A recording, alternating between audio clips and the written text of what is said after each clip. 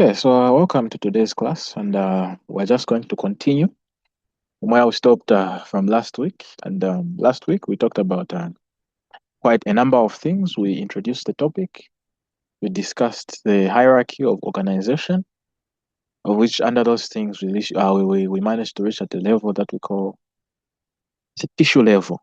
And we discussed what a tissue is, to be specific, which we said these are a group of cells that are in close proximity together and working together for one common purpose or doing one particular function. Specification has taken place. Now, each type of cells are doing their own work. Different types of cells are doing their own work, but not working individually, but in groups, in union, through what we call tissues. So we discussed to say we have four basic types of tissues in the human body. The four major basic types of tissues in the human body, of which we discussed to say we have epithelial tissue, we have connective tissue, we have muscle tissue, while still we also have what we call nerve tissue. We went as far as discussing what epithelial tissue is and all the types of epithelial tissue. And to say wherever or epithelial tissue lines all the surfaces that we can talk about, as long as there's a surface, there will be some kind of epithelial tissue. And the types of epithelial tissue that are there, they are also found in distinct areas due to their specific function. Some make up glands, some cover the skin, some cover the mouth, some cover the gastrointestinal tract, the GIT, some will cover the respiratory tract, some will cover the reproductive systems, the urinary systems. Mention the surfaces. Everything is found or everywhere you're going to find different types of epithelium based on the function uh, and what kind of environment that specific place is exposed to. To went as far as saying wherever you find epithelia always lies on a membrane that we call a basement membrane. So a basement membrane is actually a housing where you're going to find epithelia. Wherever you find epithelia, that means below that epithelia, there is a certain membrane that we call a basement membrane. And that was just a recap of what we discussed last week. I even posted the video on my YouTube. If you've watched it, then that's nice. If you haven't, you still have time to go back and watch that video. So today we're going to start on something else. We're going to discuss something else, which is the three remaining tissue types or basic tissue types, of which I'm going to start with what we call connective tissue. So it's also one of the major or the most important types of tissues in the body, such that without this tissue, a human being can't exist. Any organism cannot exist. In short, you can just say all types of tissues are equally important because so all kinds of organs in the body are made up of tissues, of which mostly it will be the combination of all these tissues that we're going to talk about. So let's now look at what we call connective tissue, which is one of the most abundant and diverse tissues in the human body. As I have already written here on my notes to say this is the most diverse and abundant type of tissue in the human body. Now, what does connective tissue do? This guy is actually responsible for playing a very crucial role in holding cells together, of which by holding cells together, you're actually going to be providing structural support throughout the body in each and every organ. So whenever I talk about an organ, I'm sure I have a brief introduction on organs at the end of this class. Whenever you talk about organs, you're going to find that organs are made up of all the four types of tissues. There will be epithelial tissue lining that organ or lining the lumen of that organ. Whilst you're also going to find connective tissue. And what is connective tissue going to do? It will be holding cells together and providing structural support to that particular organ, and also holding the different types of tissues that will be in that organ together, which means, in short, it is keeping the integrity of that organ. It is holding everything else in one piece, thereby us having one particular organ. So, what does this connective tissue actually contain? So, when you look at connective tissue, unlike the epithelial tissue that we looked at, okay, this one. These are some of the diagrams of epithelial tissue. You're going to see that the cells that we have here in epithelial tissue, these different cells, they're actually suspended in a non-cellular matrix. It's an extracellular matrix, and the cells of connective tissue are suspended in that extracellular matrix. Why? It's because they are the ones that are going to be holding those cells from other tissues together, such that that's why we're finding that they are outside a cellular matrix. They are not housed inside something, or they don't have a membrane surrounding them, because they are the ones which are going to be holding the other tissues together. So these guys are not housed in cells. In short, they are not housed in a membrane, or the components, the cells of connective tissue are actually found in a non-cellular matrix, of which this non-cellular matrix that we're talking about is known as the ground substance. So whenever we talk about the ground substance, uh, we are talking about connective tissue, the connective tissue of that particular organ. If there is ground substance, it's the one that is giving you the non-cellular matrix of that type of connective tissue. So this ground substance can also be different depending on the function and where that connective tissue is, because you're going to find that sometimes it's solid, sometimes it might be viscous, sometimes it will be very loose. It just depends on where that particular ground substance is, or where that particular connective tissue is, and the specific characteristic or the specific function that it is going to possess. Okay, so where are these things now? Where are this ground substance that we're talking about, or the cells that are housed in the ground substance that we're talking about in connective tissue, actually coming from? So there are cells that are also responsible for producing or for the production of connective tissue. And what kind of cells are those? Is there anyone with an idea? The kind of cells that make up our connective tissue, or that secrete the matrix? Okay, so there are a number of cells, but the most prominent one that I can give is fibroblasts. Fibroblasts are one of the cells that you're going to find in connective tissue, and they will be the ones that will be responsible for secreting the ground substance that you're going to be finding in the connective tissue. Very important cell, and depending on those secretions now and whatever you're going to have, they are going to give each type of connective tissue its specific characteristics. Did I? Oh, I also included fibroblasts here. It is here. Are responsible for synthesizing the proteins and the fibers for the matrix. And this connective tissue is actually going to have different types of fibers. These fibers that I've listed here, they will be of different types and performing different functions when it comes to connective tissue. So there is collagen fibers, there is elastic fibers, and also there is what we call reticular fibers. Now, why are we having collagen fibers in connective tissue? It's because these types of fibers are actually strong. They're strong and tensile, such that they are the ones that are going to be providing tensile strength of the connective tissue. The tensile strength of the connective tissue. I remember I talked about uh, tensile tensile stress, tensile strain when we are looking at mechanical properties of matter. Those from Young modulus, such things. You looked at tensile stress and tensile strain. Tensile stress is just the ability or how strong a substance is when it is exposed to stretching. Maybe you're pulling on opposite sides of something. It should be able to withstand that force.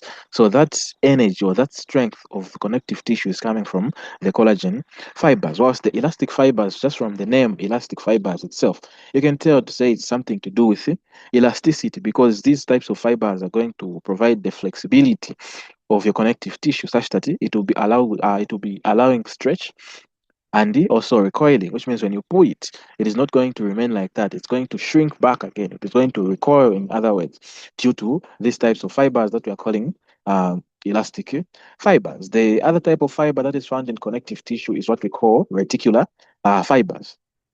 These guys here, and what are they, or what do reticular fibers, or what's the function of reticular fibers when it comes to connective tissue? So these guys, they are the ones that form a delicate supportive framework for organs and the basement membranes. I've already talked about basement membranes and what they are. So those features of your connective tissue are going to come from what we call the reticular fibers. They are the ones that are providing the the delicateness, the delicate framework or the supportive framework, which is going to be holding the collagen fibers and everything else intact. The delicate part of the connective tissue is going to be coming to these fibers that we call reticular fibers. Okay, so now that we've talked about some of the components of general connective tissue, or the general components of connective tissue, we can now look at how these tissues are actually categorized into different types, because there's a wide variety of connective tissues, and the differences are mostly based on their functions, which will be, of course, the binding, supporting, the protection, sometimes even insulating and transportation of some body materials, or some materials in the organs. So how do we categorize these connective tissue? How do we categorize connective tissue into its different types? So there are different types of connective tissue, of which some of them have been highlighted in that diagram. There's what we call loose connective tissue. There's adipose tissue. There's cartilage. There's bone. Sure, some of you might be wondering, but I'm sure by now you've already learned about this in class.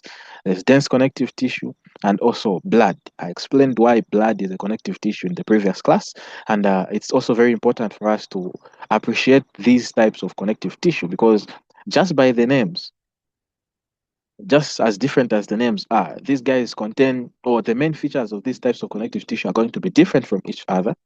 The most prominent features of this connective tissue are going to be different from each other, and also their functions and locations that these guys are found. For example, I said some types of connective tissue are solid. A very good example is bone. You not say bone is solid because of the solid minerals and because it's calcified. It's in solid form. There's cartilage, which is mostly found in joints and connecting uh, bones. We have loose connective tissue, which is not solid as opposed to the bone. We have adipose tissue, dense, and the blood. So let's look at these guys in detail. So there's what we call loose connective tissue, of which this guy is actually a thin and is thin and soft, and it contains mostly collagen and the elastic fibers in a gel-like matrix. So you can see the same. This is not solid; it is loose. It is containing collagen and elastic fibers, which are sparsely packed. They are not very intact or packed closely to each other. And these guys are suspended in a jelly-like matrix. So the cells of loose connective tissue are not close together. I already talked about this. And this tissue functions in binding the skin to the underlying structures. Binding the skin to the underlying structure. So I said, to say, when you look at your body, even when you're undergoing surgery, those who are going to do medicine, you should be able to separate the skin from the muscles of the body. And under the skin, you're going to be finding fascia. What is that fascia? It looks like a whitish material, just on top of or on the junction of the skin and the muscles that you'll be looking at.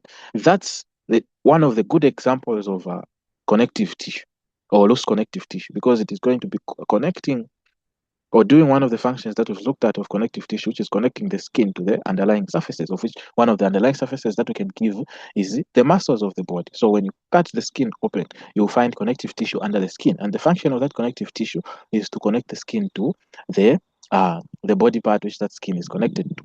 And that type of connective tissue is what we are calling loose connective tissue, or is one good of example of what we are calling loose connective tissue. Let's look at this next one, which is known as dense connective tissue. So you can see the difference. This one is loose connective tissue that we have here. Now we've gone to this one, and you can already tell the difference between loose and dense connective tissue.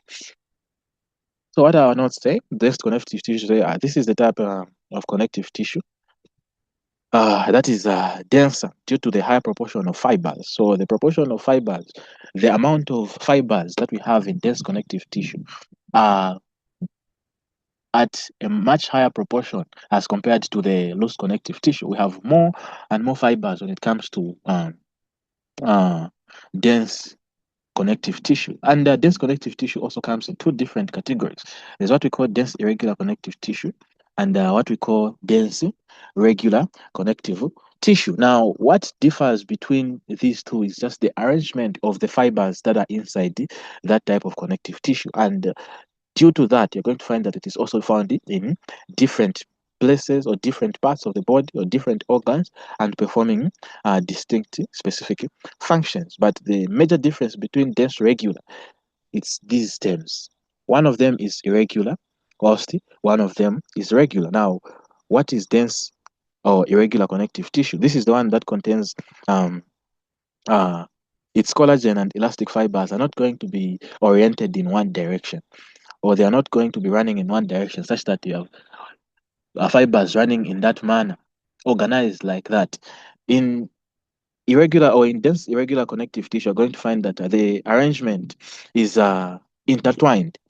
You have one fiber moving in that direction, another one moving in that direction, like this, just an irregular connection of the fibers that are in this connective tissue. And this is for a very good purpose. Why are these fibers actually irregular in arrangement? Is because it is meant to provide tensile strength, or to provide strength from multiple directions, such that in whatever direction you're going to pull it in, it is not able to succumb to the force that is applied, as opposed to the dense regular connective tissue, because you have an orientation of the fibers which is the same. They are running in an organized manner, such that if you apply a force, let's say you are pulling from that side and you're also pulling from that side, this type of connective tissue is able to snap in between.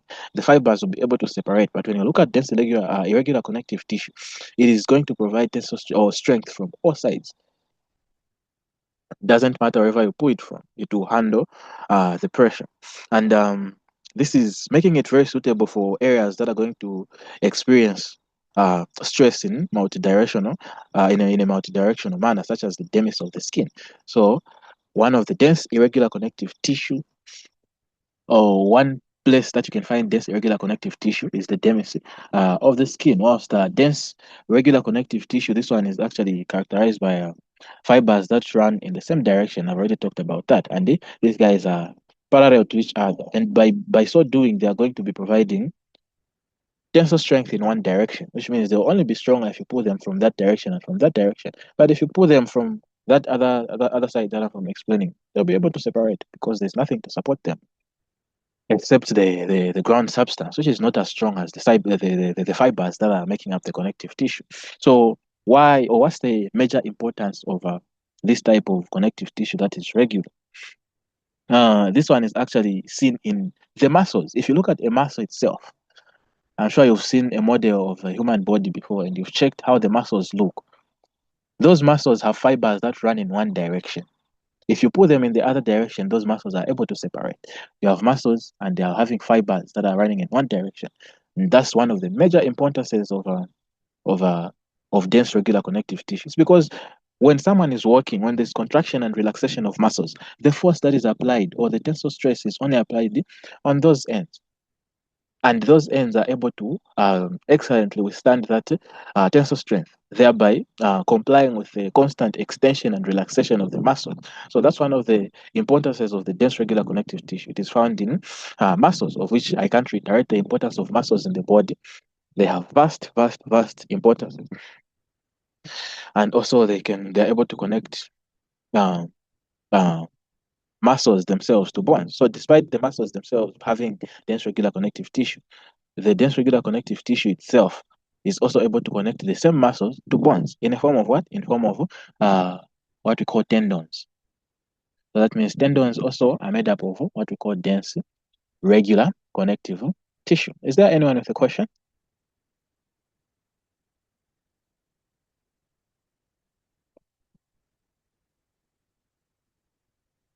Okay, so if there's no question, let's look at the other type of cartilage, which is elastic cartilage. So this one is made up of freely branching elastic fibers with fibroblasts in the spaces between the fibers.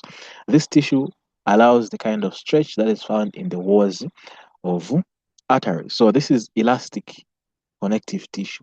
And if it's elastic, that means the most prominent type of fiber that we are going to find in this type of connective tissue is this one that I've indicated here, which is the elastic fibers themselves. It's more like it's getting the name from the fibers themselves. Huh? So uh, what are some of the characteristics of this type of connective tissue? So since it is having elastic fiber, and we've said high elastic fibers will be responsible for the flexibility. I explained this in the beginning. The flexibility of connective tissue is actually enhanced by the presence of elastic fibers. So now that in this type of connective tissue, the elastic connective tissue, we have prominent and abundant elastic fibers, you're going to find that this type of connective tissue is highly flexible, and it is going to allow stretch and recoiling. So it is going to be mostly found in those areas of the body that are going to be constantly going through stretching. It will stretch, it will recoil. Why? It's because it has a high um, stretchability or recoiling property or elasticity in short. And I've included one of the areas that you're going to find these guys as the walls of the artery. So why is this? Sorry, I wanted to be very fast, but then I can't be moving very fast and leaving some things unexplained. Because if I just follow the notes, of course, we're going to finish very soon. But why are we finding a lot of elastic connective tissue in the arteries? It's because these blood vessels, or the blood vessels in short, they are the ones that are able to control the blood pressure in the human body. When the baroreceptors and the stretch receptors that are found in these walls of the arteries are detect that the pressure in the arteries is very high, the blood pressure has gone very high, you are experiencing hypertension. They are the ones that will be able to control that. And how are they going to be controlling that? It's by stretching and relaxing. When the blood pressure is very high, that means the the blood vessels have to dilate. By dilating, they'll be reducing the pressure within the walls of those blood vessels. And if the pressure is very low, they have to constrict and help in increasing or control the hypotension that you're going through. So you can see to say these guys are actually possessing different importances depending on where they are and their prominent features. Okay, so the next type of connective tissue that we can talk about is fluid connective tissue, of which fluid connective tissue is in the form of blood. And I explained to say blood is a very, very unique type of connective tissue because it's liquid in form. It's liquid in form, and we say it's one of the special connective tissue types. You might just find such a question in your MCQs to say what kind or which of the following is an example of connective tissue. They put a lot of things and then they put an option of blood. And since you didn't attend class and you don't know what makes up blood, you're going to think blood is not a connective tissue because you're going to be thinking it's a fluid, of which in actual sense it is also a type of connective tissue. Yeah, so why do we consider blood a special connective tissue? It's because we said connective tissue is actually found with cells, and those cells are found in a non-cellular matrix, of which blood is possessing those same characteristics. It has white blood cells, it has platelets, it has red blood cells, and different things. And where are those cells actually found? They are found in something that is not housed in a membrane, which is the fluid part, the plasma itself. The plasma is showing the extracellular matrix, the non-cellular matrix of the blood, which is carrying cells, and those cells will be responsible for performing different types of function in the body, or helping the cells that are found in blood perform different types of functions. So by that, we consider blood a type of connective tissue. And the other type of connective tissue that we talked about is cartilage. So this connective tissue is relatively solid and is non-vascularized.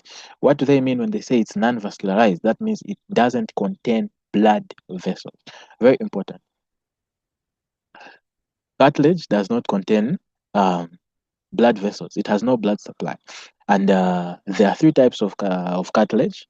Well, what we call hyaline cartilage, which is the most common type. And this one actually contains a lot of collagen fibers. And you'll be providing mostly smooth surfaces for joint movement, support, and also flexibility. So you're going to find that on the bones, at the end of the bones, those people who like eating the drumsticks for chicken, you're going to find that at the end of that long bone in a of the leg, of the lower limb, there will be some soft like part, which some will call a bone. I don't know, whatever you call it soft bone. I don't know what you call it, but then that is just cartilage, and mostly it is made up of what we call hyaline cartilage. We go to elastic cartilage. This one has many elastic fibers in the matrix and supports the shape of the ears and forms part of the larynx. So those ears, if you pull that part of your ear which is suspending, that is made up of elastic cartilage, and that's why you can notice that it is able to extend, and at the same time it can also recoil. It will go back to its normal shape after being pulled. Some of you never used to listen in secondary school, and during that time teachers were harsh because they used to pull people's ears. So if just imagine if there was no elastic cartilage in your ears, such that when they pull them, they never went back to normal. Some of us, they would have been reaching the ground by now because we are very, very, very arrogant and obedient students or pupils. The last one, or the last part of cartilage, is what we call fibrocartilage. And this one is the toughest type. Yes, it's the toughest type of cartilage, as opposed to the elastic cartilage and the hyaline cartilage that we've talked about. So it contains many collagen fibers, and it is responsible for cushioning the knee joint and for forming the discs between the vertebrates. So when you look at your vertebral column, you're going to find that there is cartilage between the vertebral disc, between the bones of the vertebral column. You're going to find that there's cartilage between those bones. And what type of cartilage is that? Is it fibrocartilage? And we've also known to say it is responsible for cushioning the knee joint, which means it is found on the knee joint to avoid or to avoid a lot of friction, because the knee joint is exposed to a lot of abrasion because it is constantly bending and extending like that. So those are the three types of cartilage, and we can move on to the other type of connective tissue, which we call the bone. Now, bone, I already told you to say this is a solid type of connective tissue. And why is it solid in nature? It's because of the minerals that are found in the bone itself. And one of the most prominent areas that you're going to find the bone tissue, or this connective tissue that we call bone, is the skeleton. It makes up the skeletal system of the whole human body. So that white stuff that holds you in shape, that keeps your shape in one piece, is made up of what we call uh, bone connective tissue. So it makes up the skeleton. So the bone matrix contains many collagen fibers as well as inorganic minerals, and they are the ones that will be responsible for the solid state of your bone tissue, such as calcium carbonate, calcium phosphate, and all features that make it a very rigid structure. Bone cells, called osteocytes, secrete the osteoid substance that eventually hardens around the cells to form an ossified matrix. The osteon forms the basic unit of the compact bone. Okay, so this was going into much detail. There are different types of bone, but I don't want to go into those details. You look at those in your anatomy next year when you start doing your anatomy. For now, you can just know the components of bone tissue and what makes up the matrix of your bone tissue and the cells that are found in the bone tissue. So I've mentioned osteocytes here, but this is not the only type of cell that is found in bone. There are different cell types, and those cell types perform different functions. There are other cells that perform bone resorption, and etc. and etc. But for now, if we know these, I'm sure they're enough. We can also look at the last one, the last type of connective tissue that I'm calling the adipose tissue. So this adipose tissue, in most cases, or when you view it under the light microscope, you're going to find that it is going to appear as blank spaces. Most, if you're looking at a body part that is containing a lot of fat, it is going to appear as blank spaces. Whenever you see that, I must notice to say that is adipose tissue. So when you start doing your histology next year, you should know to say when you look under a light microscope, you see mostly empty spaces, which will be looking whitish. That means that area is containing a lot of fat, and that is adipose tissue. But there are some cases whereby it won't necessarily be adipose tissue, but it will be air spaces. For example, when you're looking at a slide of a lung, to say in lungs there are air spaces because there's air that is constantly flowing in and out. So, but you must be able to differentiate between lung and adipose tissue because of the type of epithelia that you're going to find. Okay, so the adipose tissue is commonly known as fat.